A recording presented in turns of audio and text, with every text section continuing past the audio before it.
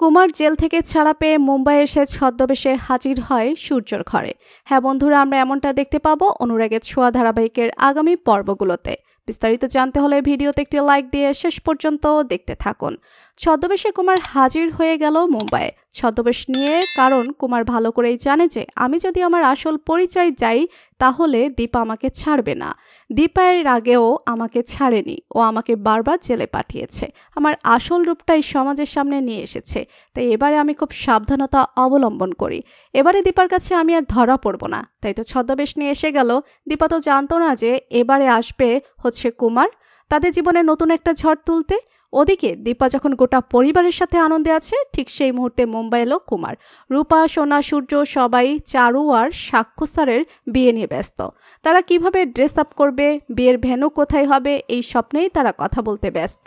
তাদের মাথায় এখন হাজার দায়িত্ব। তাদের পাপা চারু আন্টির বিয়ে বলে কথা, কারোর অন্যদিকে কোনো মন দেওয়ার প্রশ্নই নেই। কিন্তু দীপার কেন জানি না মনটা কিন্তু কু ডাকলো। দীপার মনে হলো, তাহলে কি বুড়ি মা মিথ্যে কথাই বলছিল? আমরা আলাদা হব না, আমরা সবাই একসাথে থাকব। কারণ দীপা জানতো যে মিশকা আবার ফিরে আসবে, সেই সামর্থ্য মিশকার হবে না। মিশকার যা অবস্থা হয়েছে সেখান থেকে মিশকা তো আর ঘুরে আসতে পারবে না। আর কুমারের কথা দীপার মাথা থেকে একদম বেরিয়ে গিয়েছিল। দীপা ভুলেই গিয়েছিল যে তাদের চিরশত্রু কুমারজিৎ এখনো বেঁচে আছে, তার সে জেলে আছে। জেল থেকে ছাড়া পেয়ে ছদ্মবেশ নিয়ে মুম্বাই হাজির। সে কুমারের লোক লাগানো ছিলই দীপাদের প্রতি। দীপারা কি করছে, কোথায় যাচ্ছে, প্রত্যেকটা মুভমেন্ট তারা কভার আপ করত।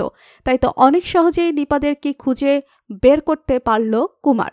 কিন্তু এরপরে কি হবে? দীপার এই সাজানো সোনার সংসার কি তাহলে ভেঙে যাবে?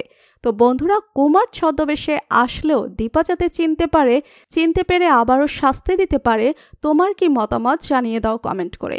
পরবর্তী আপডেট সবার আগে পেতে সাবস্ক্রাইব করুন আমাদের চ্যানেলটি। ধন্যবাদ।